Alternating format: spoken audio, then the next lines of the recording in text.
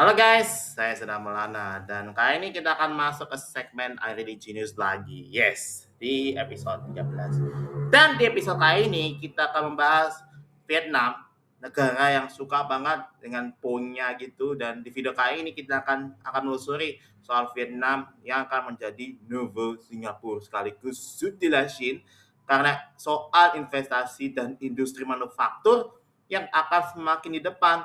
Dan ya, ini bikin Thailand sama negara kita, yaitu Indonesia, malah milih Vietnam soal investasi sama manufaktur yang bikin barang-barang jadinya Fabrik of Vietnam, menjadikannya nomor satu di dunia. So, bagaimana ceritanya? So, let's begin the video, guys.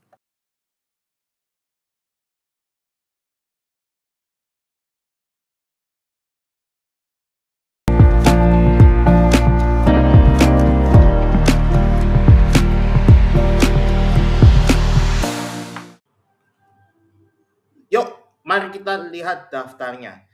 Ini bukan sekedar investasi kecil-kecilan. Samsung sudah menjadikan Vietnam sebagai basis produksi ponsel terbesar mereka di dunia.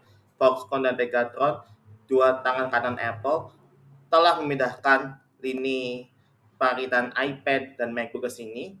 Bahkan yang paling panas, Nvidia, sang raja chip AI di dunia. Ini terang-terangan menjadikan Vietnam sebagai rumah kedua. Mereka mengembangkan semikonduktor. Belum lagi raksasa Eropa seperti di brand-brand lain gitu ya, dan juga Korea seperti LG yang terus mengulas pabrik komponen otomotif mereka gitu ya. Pertanyaan kenapa? Kenapa sekarang? Jawabannya ini strategi China Plus One. Memindahkan perusahaan barat dan Tiongkok sendiri ini menaruh sama telur dengan satu keranjang gitu. Dan sebenarnya bahkan bahaya akibat perang dagang. Vietnam berada di posisi sempurna dekat dengan rantai pasok Tiongkok dan punya jalur aman yang ke pasar Amerika dan Eropa. Jadi, ini membuat Vietnam mau dukungan investasi asing dari negara-negara barat sampai Tiongkok membuat perusahaan besar seperti Apple, Foxconn, dan sama Pegatron CS ini membuat Vietnam bakal jadi Nouveau Singapura atau sekaligus Sud de la Chine gitu. Vietnam punya tiga senjata rahasia yang bikin investor tuh ngiler banget. Pertama, stabilitas politik. Di tengah dunia yang penuh konflik, Vietnam menawarkan kepastian hukum dan keamanan bagi modal asing. Kedua, perjanjian dagang. Vietnam adalah salah satu negara yang progresif dalam urusan free trade agreement. Mereka punya akses pajak ke Uni Eropa dan juga negara-negara Pasifik. Dan yang ketiga, SDM dan infrastruktur.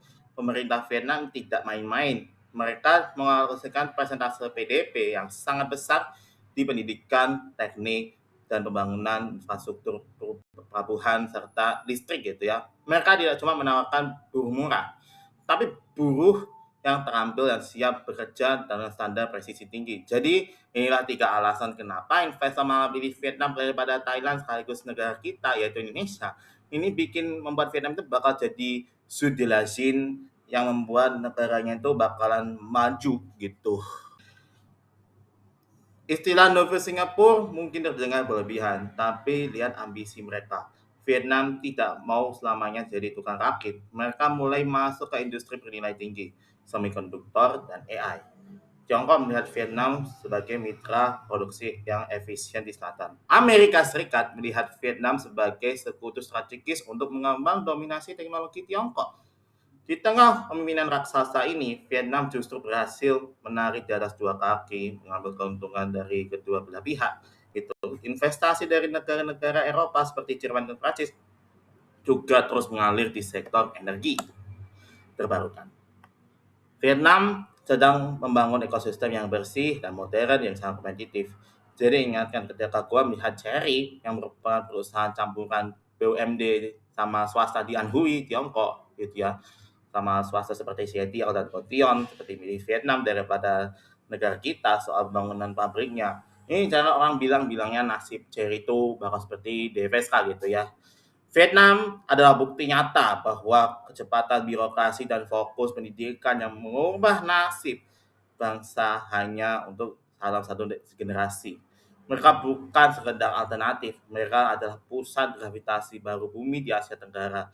Pesan buat kita semua, dunia bergerak cepat.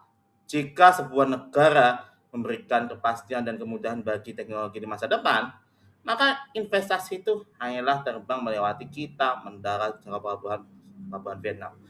So, bagaimana menurut kalian? Apakah Vietnam bakal menyalip posisi negara-negara ekonomi yang setangganya dalam waktu dekat? Terus pendapatmu di komentar. So, terima kasih sudah menonton. So, don't forget like, subscribe, and share to your family and friends. So, saya sudah Melana, and see you in the next video.